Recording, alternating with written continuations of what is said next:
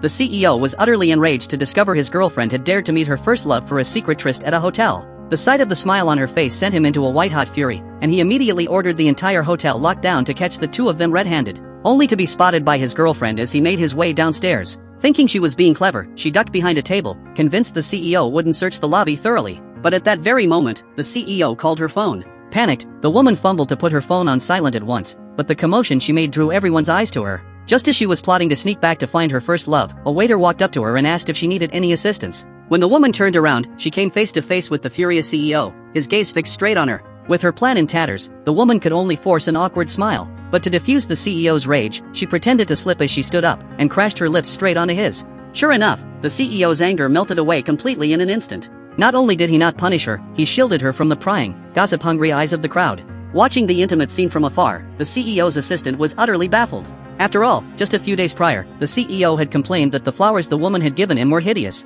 Little did anyone know, the CEO was only putting on a tough front. He had fallen head over heels in love with the woman the very first time he laid eyes on her. Back then, the woman had walked straight into his room, hoping to seduce the CEO into investing in her struggling company. But the move had made the CEO mistake her for a spy sent by a rival company, so he deliberately took her hairpin to look into her identity, only for the two of them to accidentally kiss while tussling over the hairpin. Seeing the flustered, panicked look on the woman's face, the CEO finally confirmed she had no ulterior motives. But just then, the woman got a call from her best friend, and learned that the CEO before her wasn't the man who was set to acquire her company. She immediately grabbed her clothes and fled in a frantic, embarrassed rush. But the very next day, she was tracked down and brought back by the CEO's bodyguards. After a night of digging into him, the woman now knew full well that the CEO was the richest man in the entire country. With no other choice, she tried to use her charm once again to beg for his forgiveness, only for the CEO to remain completely unmoved by her advances. Left with no other options, the woman pulled down the collar of her shirt and told the CEO to bite her.